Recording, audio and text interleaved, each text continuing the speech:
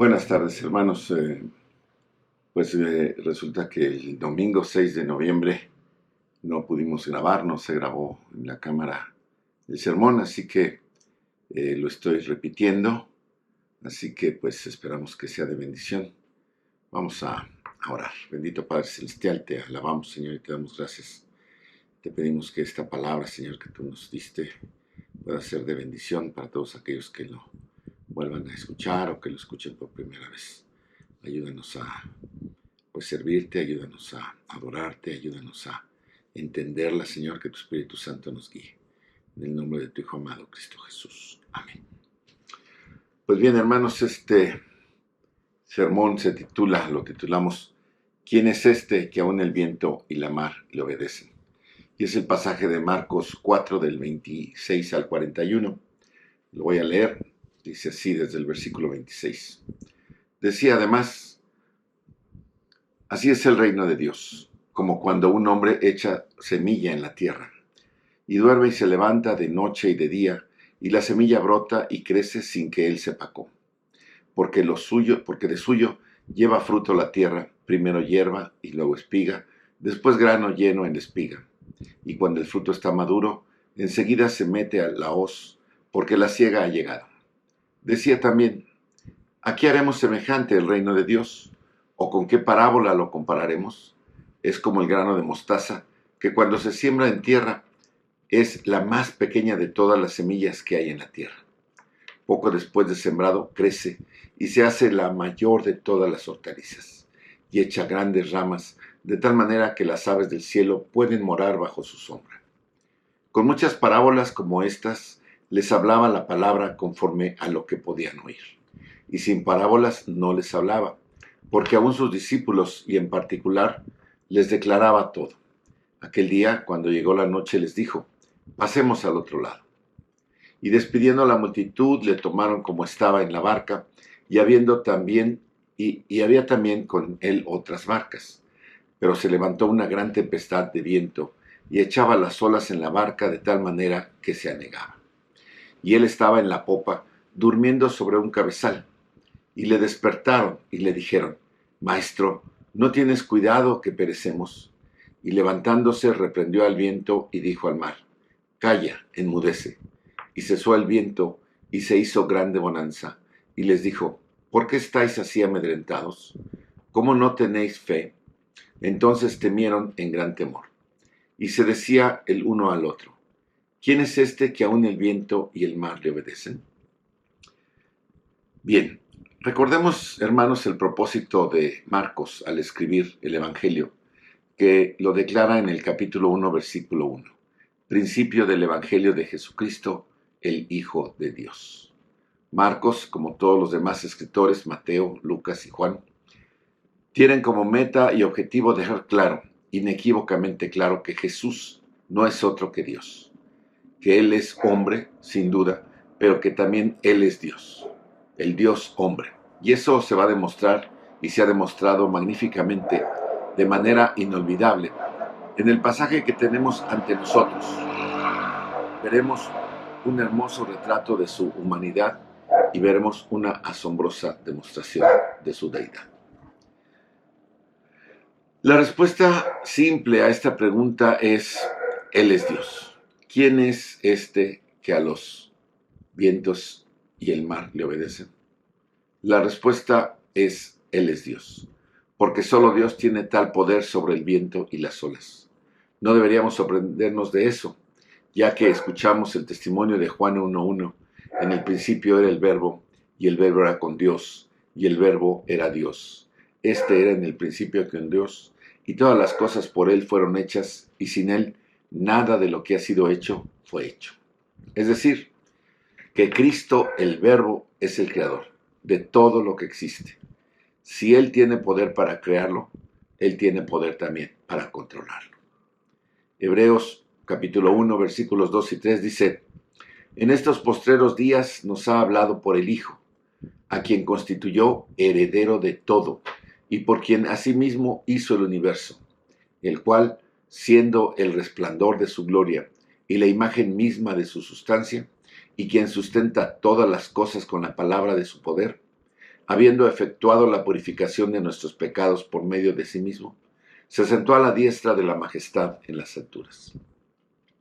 Está hablando del Hijo de Dios, quien es designado heredero de todas las cosas, creador del universo y quien sustenta todas las cosas por la palabra de su poder, o por el poder de su palabra.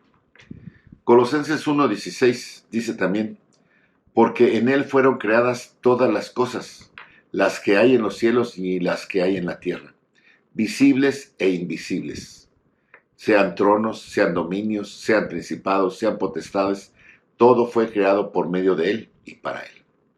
O sea, este es un testimonio similar en el apóstol Pablo. Él es el creador y el sustentador de la creación, y ese es el testimonio de la Escritura. Y esos son solo ejemplos del tipo de testimonio que se repite una y otra vez en el Nuevo Testamento respecto de Cristo. Él es el creador del universo.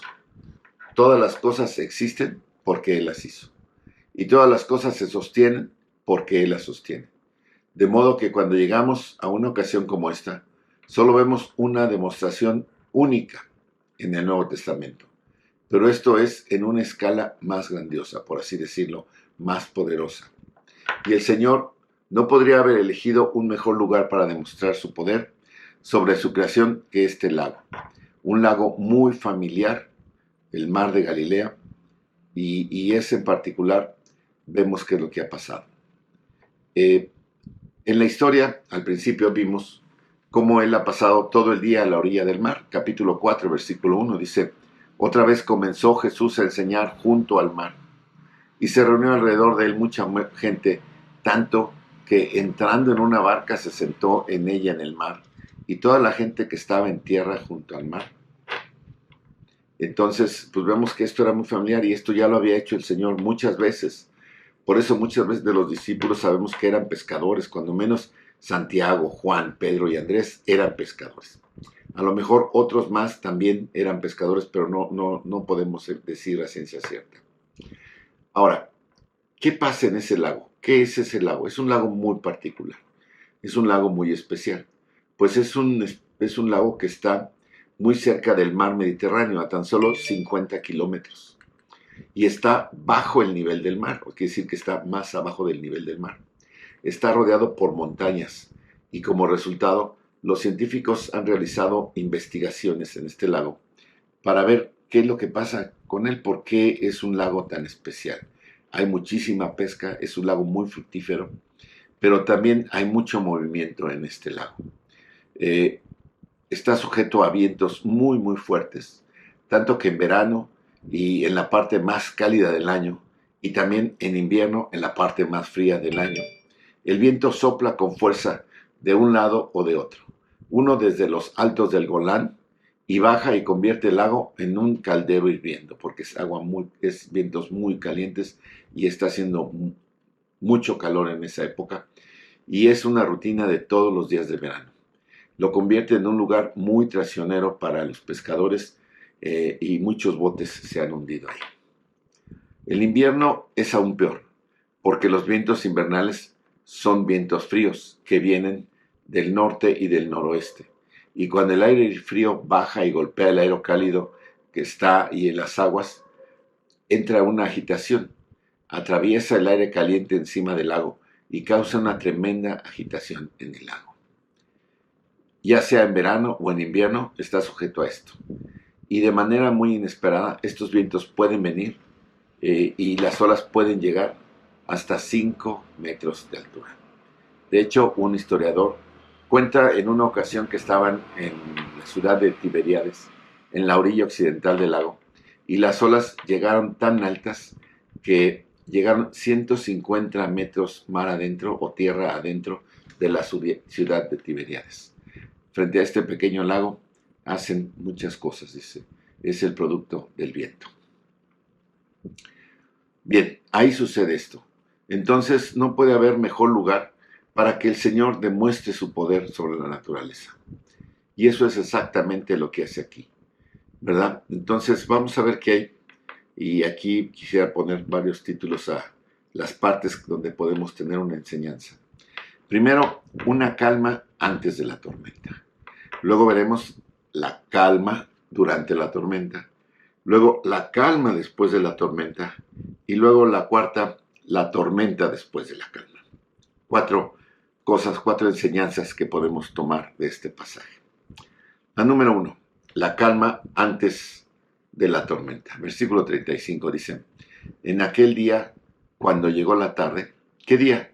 El mismo día que comenzó desde el versículo 1 de este capítulo 4, cuando el Señor descendió por el mar de Galilea y comenzó a enseñar, y esta gran multitud que siempre vino, que le apretaba, que no lo dejaba comer, tuvo que subirse a esta pequeña barca, ¿verdad? Y él enseñó desde la barca hacia la orilla del mar, hacia la playa, y que le servía pues como una especie de auditorio donde su voz se podía escuchar mejor. Probablemente ahí enseñó la parábola de los suelos, y luego apartó a sus discípulos y les explicó el significado de las parábolas, que no explicó a la multitud. Luego contó la parábola, como recordarán, de la lámpara y la cesta. Luego contó la parábola de la semilla sembrada de noche que crece y el labrador no sabe cómo. Luego contó la parábola de la semilla de mostaza, y ha sido un día largo. Ahora, también probablemente contó muchas más parábolas que no están escritas aquí. Y fue un día completo de enseñanza.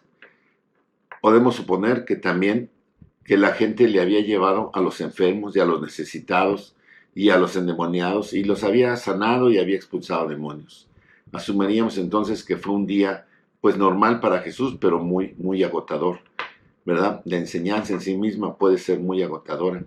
Él lo hizo ese día y al otro día y al otro día, y siempre andaba predicando porque decía, para eso he venido.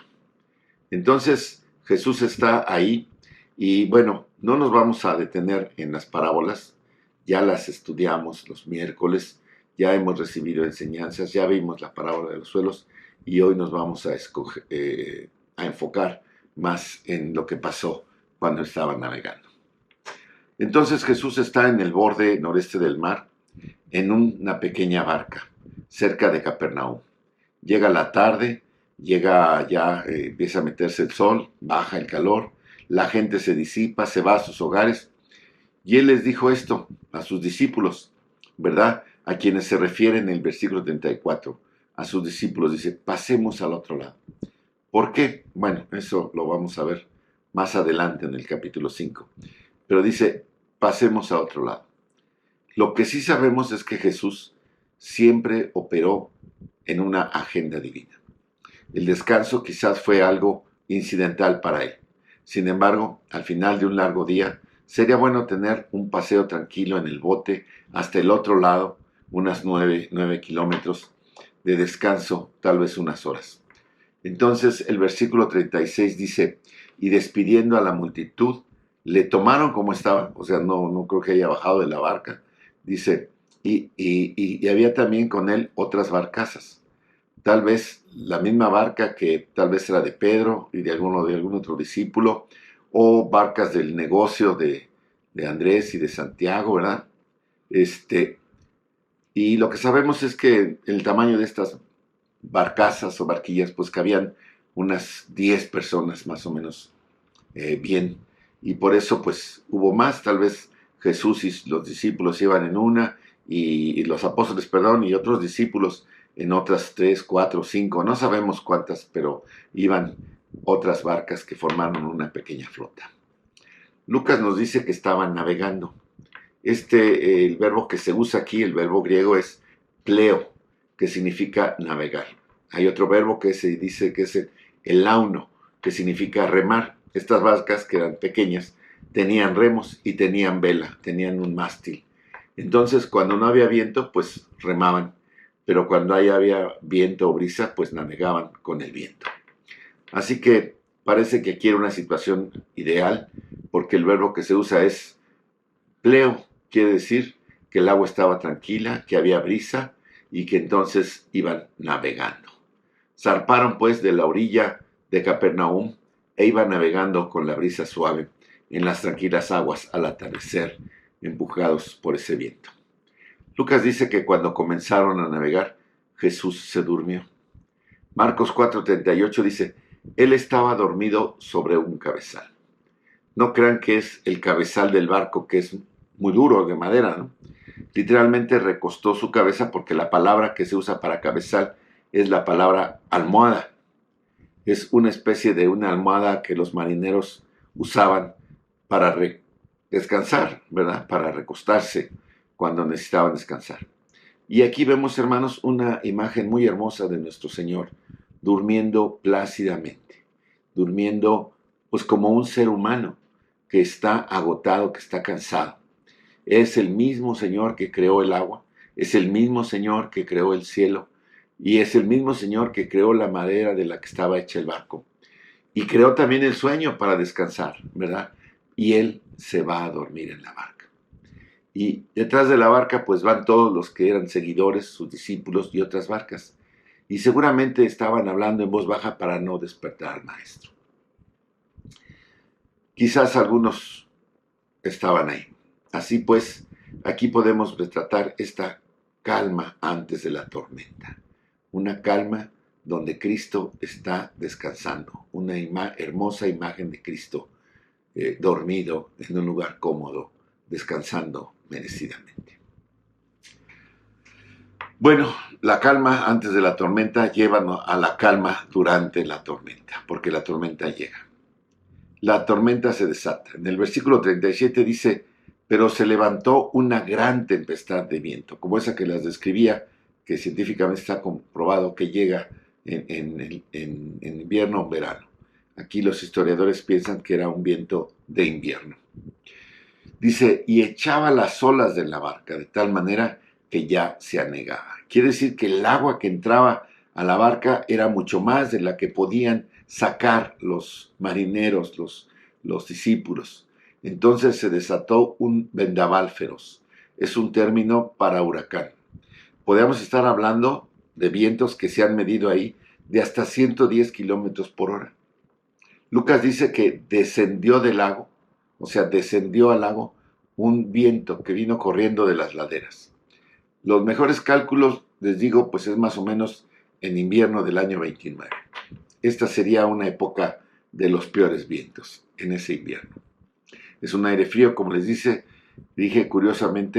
furiosamente, bajando por los barrancos y las laderas, ganando velocidad, haciendo estragos, creando olas muy, muy altas. De modo que el agua entraba en mucha cantidad hacia los barcos.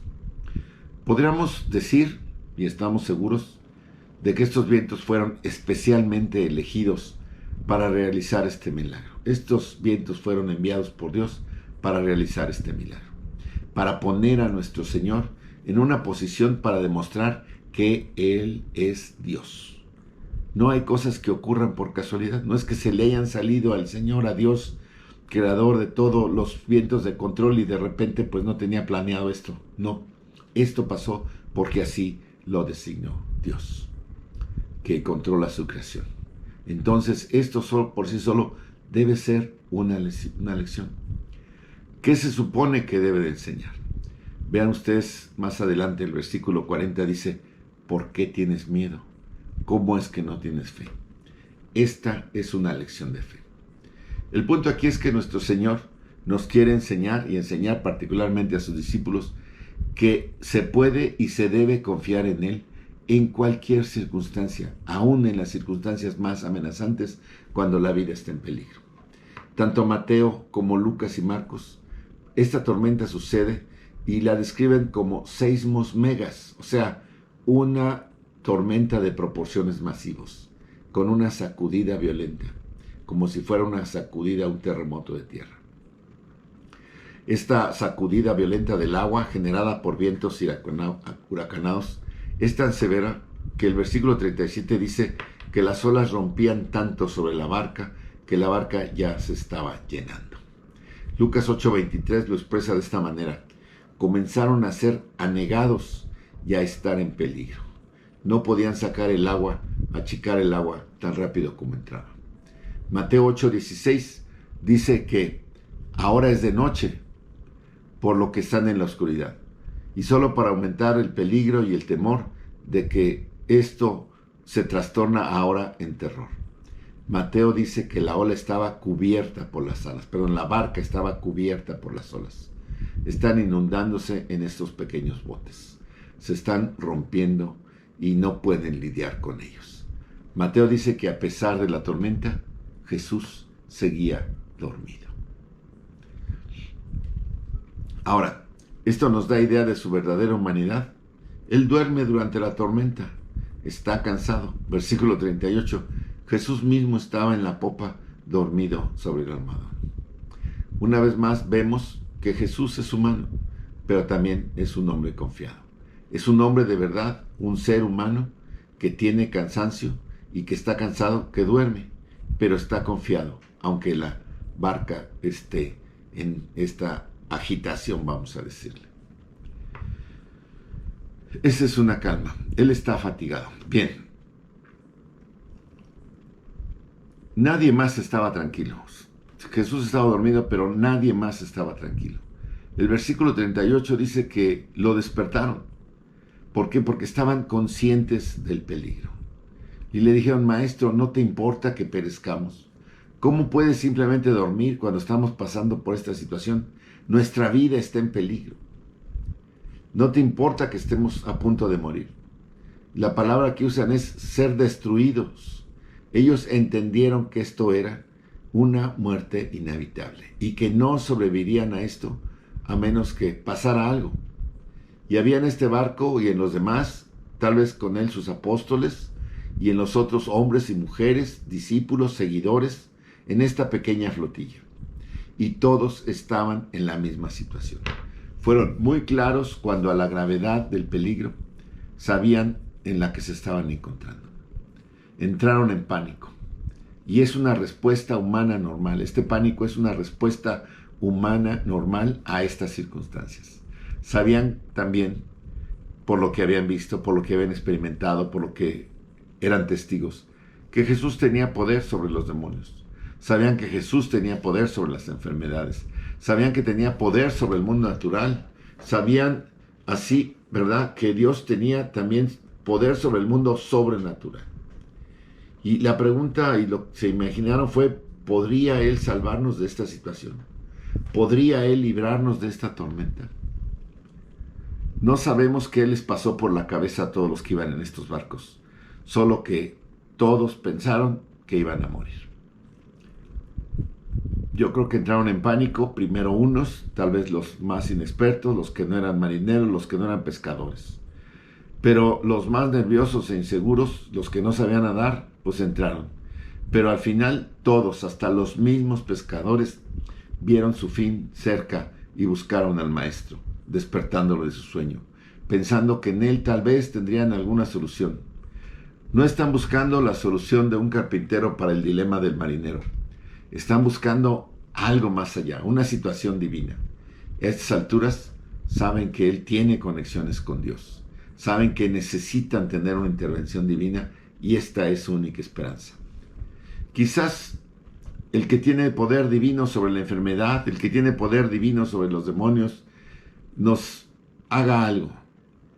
Alguno tal vez recordó el Salmo 65 del 5 al 7 que dice: con tremendas cosas nos responderás en tu justicia, oh Dios de nuestra salvación, esperanza de todos los términos de la tierra y de los más remotos confines del mar. Tú, el que afirma los montes con su poder, ceñido de valentía, el que sosiega el estruendo de los mares, el estruendo de sus ondas y el alboroto de las naciones. El salmista había dicho que Dios tiene poder para aquietar el rugido del mar y el rugido de las olas. Lo mismo tal vez se habían podido acordar del Salmo 89:9 que dice: tú sostienes dominio sobre la braveza del mar. Cuando se levantan sus ondas, tú las sosiegas. O el Salmo 107:23 que dice: los que descienden al mar en naves y hacen negocio en las muchas aguas, ellos han visto las obras de Jehová y sus maravillas en las profundidades, porque habló e hizo levantar el viento tempestuoso que encrespa sus ondas. Y luego en este mismo Salmo 107, versículos 28 y 29 dice: entonces claman a Jehová en su angustia, y él los libró de sus aflicciones. Cambia la tempestad en sosiego, y se apaciguan las ondas. No sabemos en qué estaban pensando, pero sabían que no había una solución humana. Sabían que Jesús estaba ahí. ¿A dónde más van a acudir? Entonces van al que saben que tiene conexiones con Dios. Saben, incluso algunos de ellos sabían que era Él Dios. Y entonces aplican su fe simple, humilde, débil, pequeña, ¿verdad? Dicen, Maestro, ¿no ves que estamos en peligro? ¿No ves que nos vamos a morir? Dice el versículo 39, dice, y Él se levantó. Se levantó de donde estaba recostado, en la popa de la almohada que estaba bajo su cabeza, y lo único que nos dice el texto es que dice, y reprendió al viento y al mar, y dijo, calla, enmudece. Yo creo que no hizo aspavientos, no se paró y dijo, a ver, quietos todos, véanme, obsérvanme, no habrá hecho ademanes raros, no. Simplemente reprendió al viento y al mar y les dijo, callen, enmudezcan. Interrumpieron el sueño de Jesús, típico de personas angustiadas y desesperadas.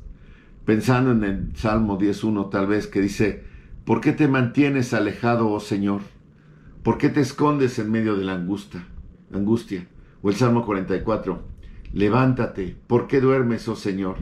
¿Por qué escondes tu rostro? Pero el Señor se levantó. ¿Por qué? Porque el Señor siempre nos escucha. Y escuchó sus gritos desesperados y se levantó y actuó. Y reprendió al viento y luego dijo al mar, cállate, quédate quieto. Sin teatralidad, sin esfuerzo. Le habló al viento y el viento se detuvo instantáneamente. Le habló al agua y el agua se detuvo instantáneamente. El viento y el agua reconocieron la voz de su Creador. Hermanos, ¿alguno de ustedes ha tratado de detener el agua cuando se le cae el vaso en la mesa? ¿Verdad? Se desparrama por todos lados. Se desparrama por todos lados. No hay manera de contener. ¿Y el viento? ¿Alguno de ustedes ha tratado de parar el viento? Para nada. O sea, no sé si ustedes han cruzado la carretera esta de La Ventosa, ahí en el mismo de Tehuantepec. El viento saca los carros de la carretera, voltea camiones. En fin, dice el Señor que se hizo grande bonanza. El agua y el viento reconocieron la voz de su Creador. Así como la muerte reconoció cuando dijo, Lázaro bien fuera, y se liberó Lázaro, ¿verdad? Y obedecieron. Marcos, como les digo, se dice, se hizo grande bonanza. El agua y el viento se caracterizan por ser elementos necios. ¿Por qué? Porque nadie los puede contener. Toman la forma que toman y pasan por cualquier lado, ¿verdad? Ustedes han visto, por ejemplo, cómo se hacen goteras, cómo además de ningún impermeabilizante moderno realmente sirve. El agua pasa, el agua encuentra su camino. Siguen su inercia hasta que pierden su fuerza, ¿verdad? Cuando tratamos de aquietar el agua se sigue moviendo hasta que otros elementos absorben la fuerza. Es una ley física, una ley divina. Pero cuando una tormenta pasa, nosotros vemos que decimos trae cola. ¿Por qué? Porque aunque decimos ya pasó la tormenta, siguen consecuencias por un tiempo indeseado que a veces se hace muy largo y las consecuencias a veces son peores que la primera sacudida. Estos hombres habían visto los vientos subir y habían visto el agua agitada anteriormente y habían visto los vientos amainar y cómo el agua continuaba moviéndose y pasaba un largo tiempo hasta que el agua se detenía o se calmaba. Pero aquí, seguramente de repente, el viento y el agua se detienen y hay una calma perfecta y suprema. El poder sobrenatural de Jesús es tal que con una palabra se detienen millones de caballos de fuerza de viento. Millones de metros cúbicos de agua se detienen y son apaciguados. ¿Y qué nos está diciendo Marcos con esto? ¿Qué es lo que estamos viendo? Estamos viendo al Creador. Este es el Hijo de Dios. Es el Hijo de Dios probado por su nacimiento, probado por su victoria sobre Satanás, probado por su enseñanza, probado por su poder milagroso y probado por su tremendo control de la creación. Si Él puede hacer esto, seguramente traerá y puede, como lo prometió, traer una nueva creación. Él puede restaurar la tierra a las características del Edén. Él puede hacer que el desierto florezca como una rosa.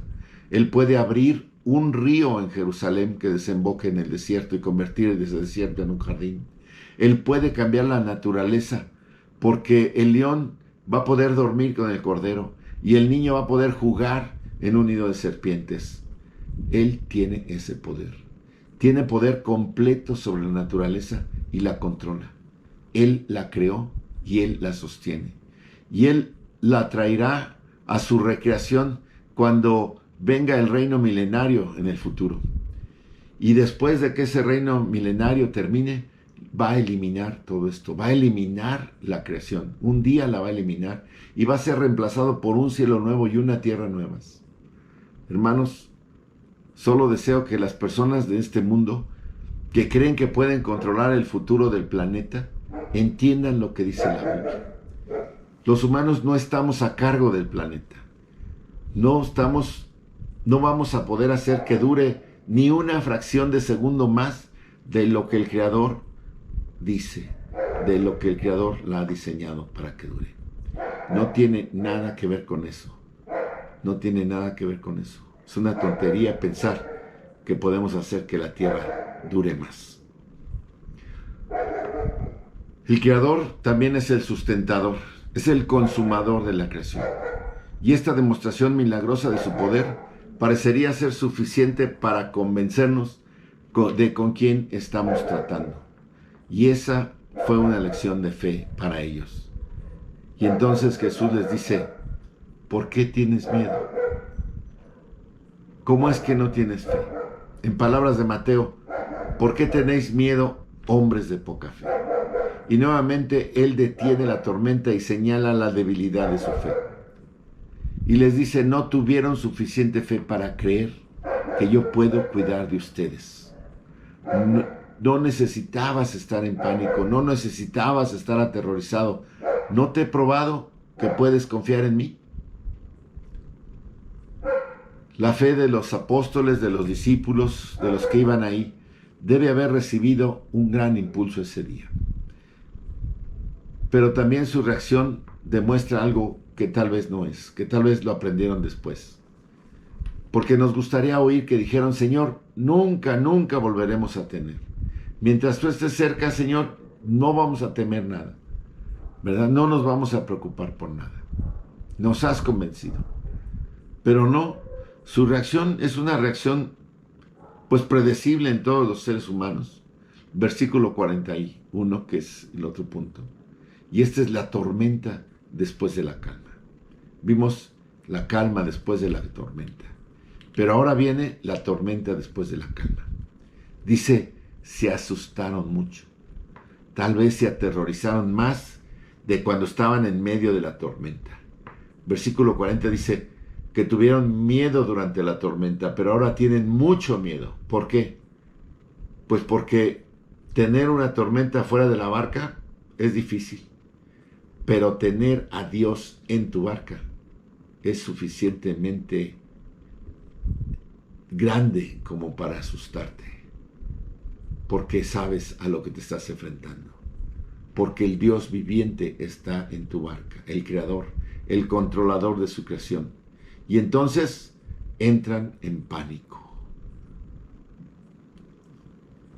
¿Se acuerdan ustedes después? En otra ocasión en el mismo mar, cuando Pedro no pudo atrapar ningún pez, en Lucas 5 Jesús dijo, prueba ahora de este lado de la barca, echa tu red de este lado. Y Pedro dijo, pues en tu nombre la he hecho, ¿verdad? Y llegaron tantos peces que no podían subir la red, que las redes se rompían, dice. ¿Y cuál fue la respuesta de Pedro al ver esto? Dice, Señor, apártate de mí porque soy hombre pecador. Cuando el Señor va en tu barca, el Señor te está viendo. Tú lo ves, tú ves su gloria, tú ves su divinidad, tú ves su santidad, pero Él ve tu pecado. Ese es el tipo de reacción normal que cualquier ser humano va a tener cuando se da cuenta de la presencia de Dios. Cuando sabes tú que el Creador controla a todo, controla los animales vivos, los peces del mar, que van donde Él les dice que vayan. No fueron de dos en dos a la barca de Noé. Y es aterrador, porque si ves a Dios, como les digo, Dios te ve a ti, te ve tal como eres. Tú puedes ver su gloria, pero Él ve tu pecado. Entonces es una respuesta normal, tener pánico. ¿Qué pasó con Abraham en Génesis 18:27? Tuvo la misma reacción, pánico inmediato cuando tuvo un encuentro con Dios y se dio cuenta de la clase de hombre que era. Manoa, el padre de Sansón, llegó a su casa y le dijo a su esposa, ¿sabes qué? Vamos a morir. Escribe el testamento y hemos terminado. ¿Por qué? Le dice la esposa. Vi al Señor, lo vi, Él me vio. Y si me vio como soy, estamos muertos. Job tuvo la misma experiencia. Isaías tuvo la experiencia en Isaías 6:5. Dijo, soy hombre inmundo de labios. Y se maldijo a sí mismo. ¿Verdad? Ezequiel tuvo la misma experiencia en la visión del capítulo 1. Daniel tuvo la misma experiencia en el capítulo 10. El apóstol Juan en Apocalipsis 1, cuando vio la primera visión de Cristo, dice que cayó como muerto. Es algo aterrador darse cuenta de que estás en la presencia de Dios y que tu pecado sigue ahí. No había otra explicación. Sabían que esto era sobrenatural y se decían unos a otros, ¿quién es este que hasta el viento y el mar le obedecen? Y es una pregunta retórica, porque no tiene que haber una respuesta. Marcos ni siquiera nos da la respuesta. Mateo 14 hay otra ocasión, cuando Jesús caminando sobre el agua, ¿verdad? ¿Se acuerdan? Y cuando él sube a la barca y le dice a Pedro, hombre de poca fe, ¿por qué dudaste? Y aquí vemos de nuevo, el viento se detuvo y los que estaban en la barca le adoraron y dijeron, ciertamente tú eres el Hijo de Dios, en esa ocasión. La segunda vez que vieron un incidente en el agua como el que en donde él controla el agua, donde camina sobre el agua, donde detiene una tormenta, respondieron a esta pregunta retórica y dicen, él no es de aquí. Y ahora dicen, él es el Hijo de Dios. No hay una razón para que Marcos responda pues esta pregunta. Solo hay una posibilidad. Solo Dios controla los elementos. Y lo hace a su propia discreción. Y en este caso, para la protección de sus propios discípulos y apóstoles. Necesitaban saber que el Señor no solo era Dios, sino que era su protector. Y que les da toda la confianza. El Salmo 55:22 dice, echa sobre el Señor tu carga y Él te sustentará. Primera de Pedro 5:7 dice, echad vuestra ansiedad sobre Él, porque Él tiene cuidado de vosotros. El Señor está comunicando dos cosas aquí. Su deidad en la expresión de su poder y está comunicando su compasión, su simpatía, su cuidado por los suyos al protegerlos de una muerte prematura. ¿Significa esto que los cristianos no nos vamos a morir? No, no significa eso. Pero significa que no lo vamos a hacer hasta que Él lo diga, hasta que llegue el momento. Y hasta ese momento el Señor nos va a proteger, nos va a cuidar y nos va a preservar, como lo hizo aquí. Esta es una historia que no tiene explicación aparte de la deidad de Jesucristo. No hay explicación humanamente para esto. Incluso si pudiera sugerir que los vientos se detuvieran por sí solos, no hay una explicación de por qué, cómo el agua se quedó tan quieta inmediatamente. Y pensar que es una coincidencia, jamás habrían respondido con terror, porque sabían que el poder divino estaba presente. Ni habrían sugerido de que se trataba de una persona divina. El viento y la mar le obedecen, lo que significa que la detención del viento y la detención del agua están directamente conectadas con sus palabras. La deidad de Cristo ya no es cuestionable aquí. Y hermanos, Dios nos ve y ve nuestro pecado, pero viene dispuesto a limpiarlo, a hacernos partícipes de su reino, de coherederos, hijos de Dios y hermanos los unos de los otros. Y hermanos, aquí la pregunta ahora. ¿Cómo va nuestra barca? ¿Hay tormenta cerca? ¿Estamos en calma, el viento y el mar? No sabemos. Seguramente hemos pasado algunas tormentas. Y lo más seguro es que pronto las olas y los vientos se levanten y la tormenta llegue.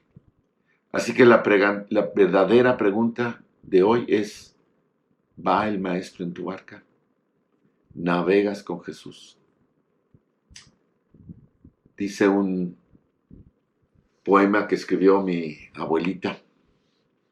Este es un fragmento de Evelina B. de Flores. Dice: cuando la tormenta se levante airada y pensando hundirte digas, fracasé, Él guiará la barca de tu alma cansada al tranquilo y quieto puerto de la fe.